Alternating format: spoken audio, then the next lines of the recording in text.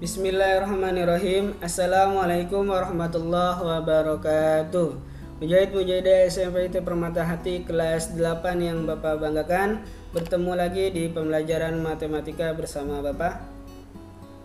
Baik, untuk video kali ini kita akan membahas tentang bab 9, yaitu statistik dan peluang. Jadi di bab 9 ini, di video kali ini kita akan membahas statistik dan sebuah peluang.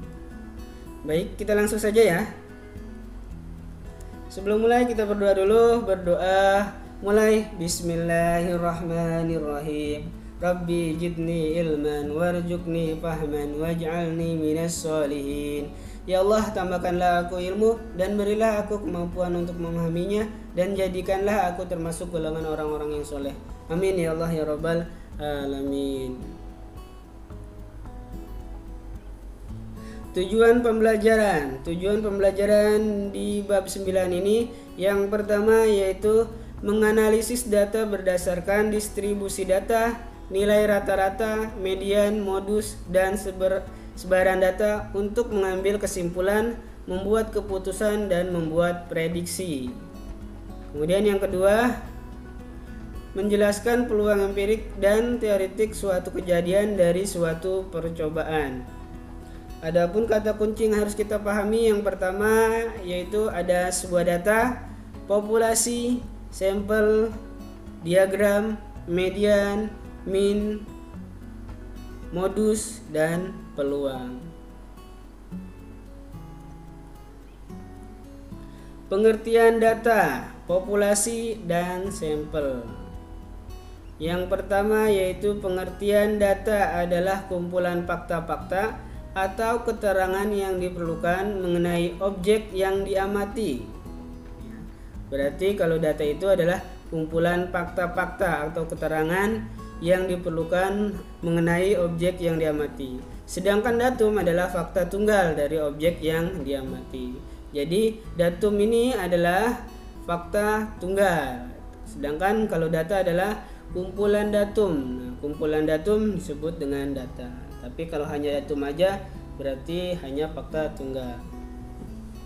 Contohnya yaitu data nilai matematika kelas 8, data berat badan kelas 8, data tinggi badan kelas 8. Oke, ini ada data 8 ya.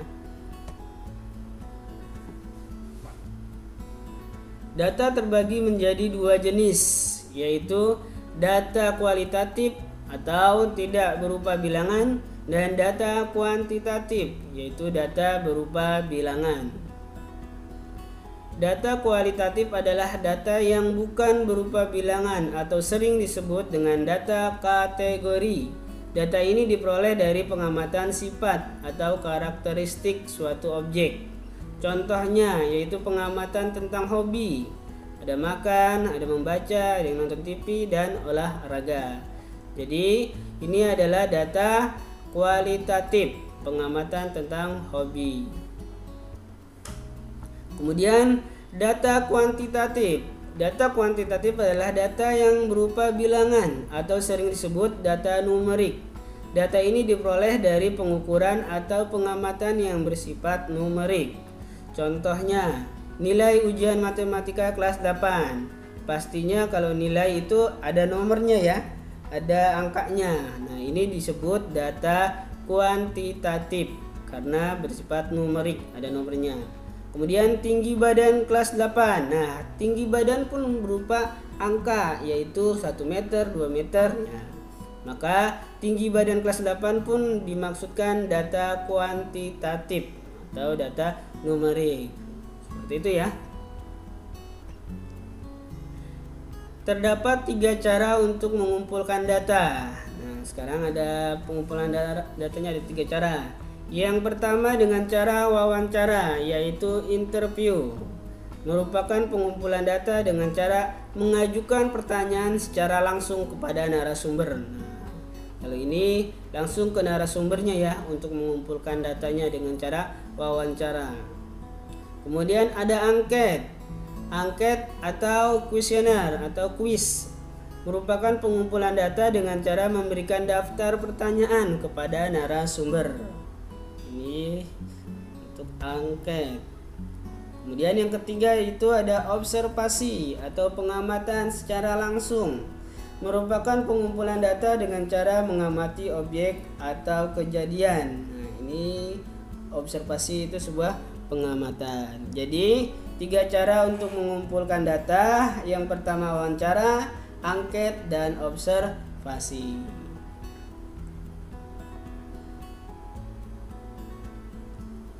Pengertian populasi adalah himpunan semua objek yang menjadi target dari penelitian, sedangkan sampel adalah himpunan bagian dari populasi yang diolah oleh peneliti untuk memperoleh keterangan dan menyimpulkan keadaan populasi, ya. Jadi kalau populasi adalah himpunan semua objeknya disebut populasi, sedangkan sampel hanya himpunan sebagian dari populasi tersebut, itu disebut sampel. Contohnya populasi hewan yang ada di lapangan. Nah, hewan yang ada di lapangan tentu saja hewan yang ada di lapangan banyak ya. Misalkan ada kerbau, misalkan ada sapi, ada kambing, ada bebek, dan lain-lain sebagainya. Nah, sedangkan sampelnya yaitu kumpulan kambing yang ada di lapangan. Nah, jadi kita ambil satu aja. Nah, ini disebut sampel, kumpulan kambing yang ada di lapangan. Karena hewan kan banyak ya yang ada di lapangan, diambilnya hanya satu, yaitu kambing. Ini disebut sampel.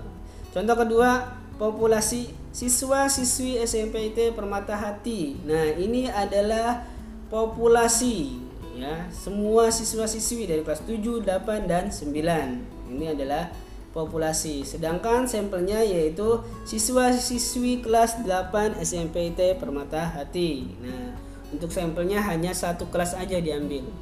Satu kelas SMP IT Permata Hati. Ini adalah pengertian populasi dan sampel. Sampel itu bagian dari populasi. Kalau populasi itu adalah semua objek yang akan diteliti. Baik, silakan latihannya dikerjakan. Silakan dikerjakan di buku tugas, diberi nama kelas dan para orang tua, lalu kirim di classroom. Pastikan tugas sampai dan sudah terkirim di classroom.